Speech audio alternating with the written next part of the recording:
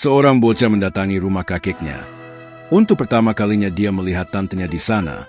Bocah itu banyak mendapatkan pengalaman berharga dari sang tante, terutama tentang cinta. Dia juga diajak jalan-jalan oleh sang tante. Bocil itu merasakan sesuatu yang tak biasa pada tantenya tersebut. Namun semua itu tinggal kenangan ketika tantenya menjadi tidak waras gara-gara cinta. Kala itu bocah kematian itu pergi ke rumah kakeknya di Istanbul. Sebut saja bocah itu dengan nama Gatot, Gagah Berotot. Gatot masih dalam keadaan tertidur ketika tantenya yang bernama Uftat memberikan salam padanya. Di dalam rumah sang kakek terdapat beberapa anggota keluarga. Di antaranya ada seorang tante dan pamannya. Sang kakek sendiri adalah pensiunan militer. Mereka tinggal di rumah yang cukup tua. Gatot kemudian diajak tantenya pergi membeli daging untuk persiapan makan malam bersama. Dia juga diajak jalan-jalan sama tantenya itu. Gatot merasakan suasana berbeda saat diajak pergi oleh tantenya. Mereka lalu pergi ke sebuah kafe, di mana ada beberapa orang bermain musik, salah satunya adalah Erhan. Ternyata Uftade dan Erhan ini sudah saling kenal, bahkan mereka memiliki hubungan spesial. Ketika sampai di rumah, Gatot ditanya oleh kakeknya dari mana saja mereka. Gatot kemudian menjawab kalau mereka hanya jalan-jalan, dan tidak menyebut dari kafe. Sepertinya tantenya sudah memperingatkan Gatot untuk berbohong. Pada keesokan harinya, Gatot kembali diajak jalan-jalan sama tantenya lagi. Namun kali ini Uftat lebih memilih bertemu dengan Erhan secara diam-diam. Beberapa kali Gatot ditinggalkan sendirian sementara oleh tantenya, yang ternyata menemui Erhan. Gatot sendiri masih belum mengerti dengan kondisi tersebut. Permainan apa yang sedang mereka lakukan? Uftat suka membuat catatan dari bukunya tentang kisah cintanya pada Erhan, yang ternyata tidak diperbolehkan oleh sang ayah. Hingga suatu ketika sosok ayah Uftat atau sang kakek muncul di hadapannya ketika dia masih muda. Hal itu membuat Uftat ketakutan hingga berteriak, membuat semua orang menjadi bertanya-tanya, ada apa dengannya? Kenapa Uftat begitu takut dengan sosok ayahnya sendiri? Gatot kembali diajak tantenya jalan-jalan ke sebuah museum. Kali ini dia melihat tantenya lagi mojok dengan Erhan. Pada momen itu Uftat sedikit membuka pakaiannya. Gatot masih belum mengerti, namun memori itu akan selalu ia ingat. Sementara itu, Uftat mengatakan kepada Erhan untuk menikahinya dan memawanya kabur dari kehidupan yang membosankan ini. Namun Erhan seolah-olah belum siap, hingga pada akhirnya Uftat pasrah dijodohkan dengan seorang pemuda culun yang tidak bisa membuatnya bahagia.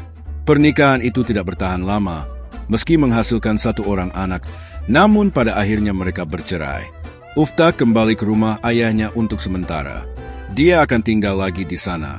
Namun kala itu, mereka mendapatkan kabar kalau wilayah rumah mereka ini masuk jalur penghijauan, jadi mungkin akan dibongkar untuk dilakukan renovasi.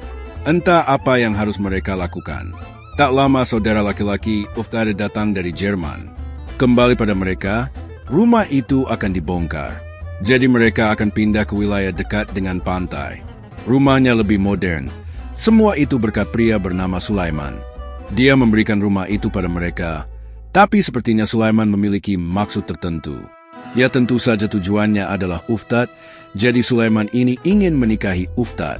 Namun suatu ketika mereka berada di sebuah kafe, dan Uftat bertemu dengan Erhan. Dia merasa kalau ini adalah takdir mereka dipertemukan kembali. Tapi sayangnya, mereka tidak mungkin bersatu, karena Erhan sudah menikah.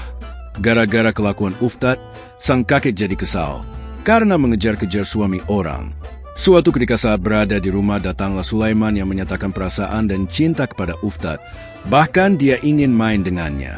Namun Uftat menolak. Beruntung sang kakek datang. Perasaan cintanya pada Erhan membuat Uftade makin hari makin tidak bisa melupakannya. Bahkan ketika dia sedang beribadah pun bayangan Erhan selalu ada dalam pikirannya. Uftat pun menjadi agak kurang waras. Melihat itu, sang kakek pun menghajarnya. Sementara Uftat makin hari makin tidak waras. Hingga kabar itu sampai ke telinga Gatot. Pada akhir Gatot dan ibunya kembali mendatangi sang kakek. Gatot melihat tantenya banyak perubahan dari raut wajahnya dan dia tidak segar seperti dulu lagi. Padahal tantenya itu adalah salah satu pujaan hatinya. Gatot menyaksikan tantenya menjadi kurang waras. Terkadang dia melihat tantenya seperti melihat hantu.